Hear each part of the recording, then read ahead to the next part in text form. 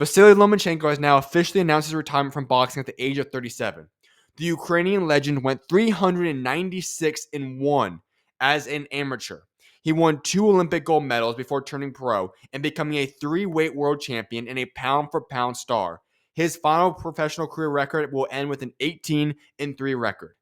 That is right. Over the duration of his career, he won over 400 fights and only lost 4 times. The biggest thing about Vasiliy Lomachenko is that he is an icon for Ukraine. And when we talk about over the past generation of boxing, he's one of the all-time greats from this generation. He had such a great resume, and you have to factor in, obviously the 18-3 does not give him justice for how good of a fighter he was. His losses are his losses, so on and so forth. But when we look at Vasiliy Lomachenko, he did so many great things for the sport of boxing. He was one of the most entertaining fighters to watch. He always brought forth exciting fights.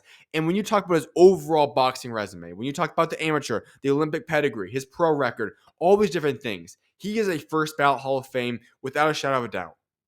What he accomplished and did for boxing is phenomenal. And we just need to take time to reflect on how great he was for boxing. Because I feel like so many people are going to look at it in the future and say, he's 18-3. How is this man such a talented fighter? You have to put together everything this man did for the sport of boxing on all the different scenes across the world. And when you combine all of that is why you create a guy that is a deserving of a first ballot Hall of Fame. And so all I can say is hats off to Vasiliy Lomachenko for one heck of a run. He was phenomenal. He brought great memories to boxing fans, and he will certainly be missed. At the same time, this was something that I think every boxing fan knew was going to happen. When we talk about the scene for boxing, he rightfully was given about a year to make a decision. Obviously, it was a little bit frustrating because that kind of held up 135 for quite some time. But we knew that because of who he was, what he's accomplished, that he was more than deserving of getting some time off from boxing and being able to go make that proper decision. He's not a guy that ever wants to duck somebody.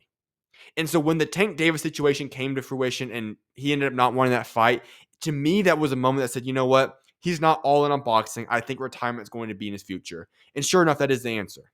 He could have come back and had a fight with Raymond Murataya for the world championship belt.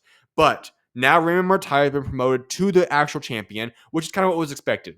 And that's why when we go back a few weeks ago and we have the Charlie Suarez and Navarrete and then obviously Raymond Murataya fight on the undercard, that was essentially for a world championship.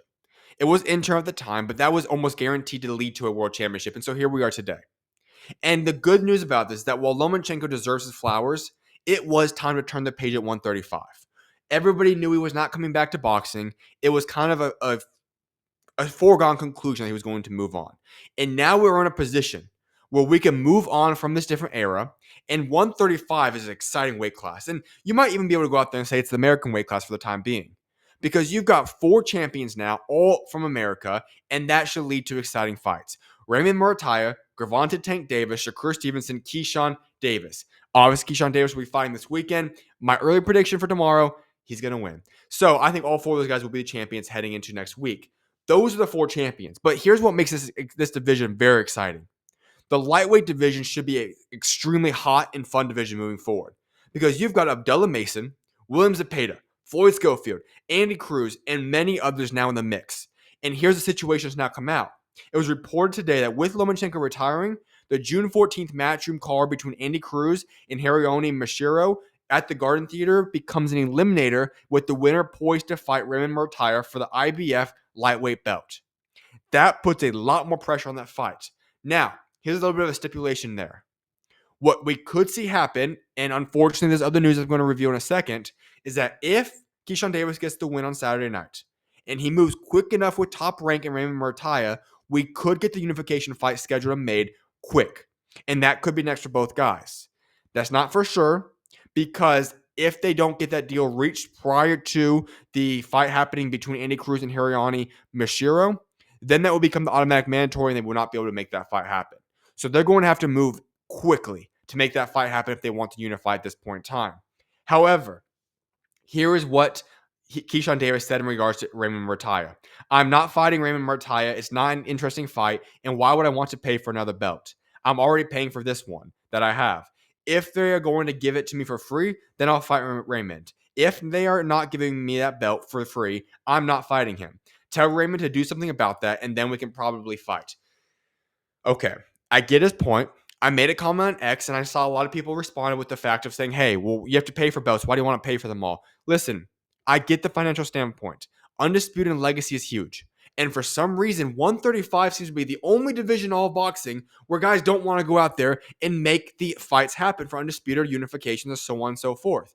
I get the sanctioning fees. I get that you have to do these different things. But in my opinion, you should be going for Undisputed. At the end of the day, Undisputed should be in your future dreams. And before you get to that point, you have to unify. So go make those fights happen. Now, for Keyshawn Davis, he's obviously hinting at this. And if this is true, then Raymond Murtai is not going to be able to make that statement prior to then. He's probably going to be looking for that Andy Cruz fight to see, okay, who wins out of those two guys and whatever happens. So I don't think we're going to get the unification fight in the near future, unfortunately. But that's what's on the table. Therefore, let me go back to what I was saying about the outline of the 135-pound division. When you have the Andy Cruz Hiriani Mashiro fight happening on June 14th, that will become the guy that's going to fight Raymond Murtia. So odds are, in my opinion, Andy Cruz will win that fight. You then will have Andy Cruz fighting Raymond Murtia. Either way, whoever wins that Andy Cruz fight will be a great fight to go fight Raymond Murtia. And if at that point happens, Raymond Murtia, whoever wins that fight between those guys, then I think we'll see a unification within the division. That's my personal game plan of how I see that happening. But 135 is an exceptional weight class. And now that we should have all guys ready and active to make moves and fights, it should be an extremely fun, hot, popping division right now going off at 135. Because I listed some of those guys. Abdullah Mason, Williams Zepeda's fighting Shakur Stevenson in July. Floyd Schofield, if he gets past Tevin Farmer, looking at a guy that should get a world title shot as well. Justin Paldo's fighting this weekend. He's very exciting, and so on and so forth. 135 could be one of the hottest divisions if these guys start making the fights that need to be made. That's what needs to happen. Another thing that Keyshawn Davis talked about today on his press conferences was this. Keyshawn Davis says that since Abdullah Mason keeps saying his name like he's ready, we should expect that fight to happen soon. Bob Arum then was asked the same question. He responded with this. Whether it's 2 years or 3 years or 1 year, they're going to eventually end up fighting each other. I think Abdullah hasn't had the experience that Keyshawn has. So Abdullah just needs that experience before he's ready to step in the ring with Keyshawn. If I were to make my prediction, and Keyshawn Davis and Abdullah Mason come out victorious this weekend on Saturday, both of which I expect to have happen, that should be the fight to make. And listen, this is interesting. Abdullah Mason is potentially the number one prospect in boxing. I have him number 2, just barely underneath Mosey Toma. But regardless of how you look at it, he is certainly up in that next tier of top level prospects in boxing. Him going right for Keyshawn Davis would be special.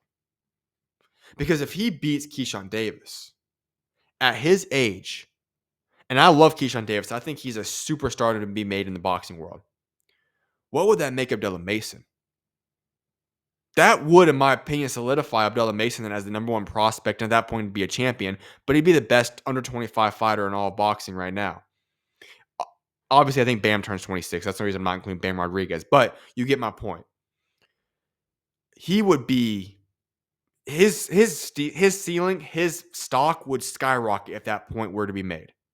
So that's only to be determined. But listen, my personal opinion on what's going to happen now is Raymond Murtia will end up fighting the winner of Andy Cruz and Hirioni Mashiro. And at that point in time, we'll have Keyshawn Davis defend his belt against Abdullah Mason. Tank Davis is fighting in August. His rematch with Lamont Roach Jr. Zepeda and Shakur Stevenson are fighting in July. When we head into the tail end of this year, there should be a lot of clarity with a lot of big fights to be made. Ideally, we have Tank Davis, Shakur Stevenson happening. I don't think it's going to occur, but we'd love to see that happen. The point is that yes, it is sad to have Vasiliy Lomachenko moving on from boxing at this point in time. That's unfortunate.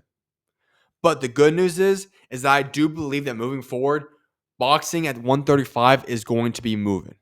Now, these guys have to start wanting to fight each other, and those different things need to fall into place. But if those guys start making those fights happen, 135 could be the hottest division of boxing right now. That's to be determined, but the potential is certainly there. And so once again, hats off to Vasiliy Lomachenko. Thank you for the memories. You're an all-time great, a legend of the sport, and boxing will certainly miss you. But it is time to take the next journey in boxing now. All great things must come to an end, and 135 is set up to flourish if the guys have the right mindset and go out there, unify, go for undisputed, and make the big fights happen.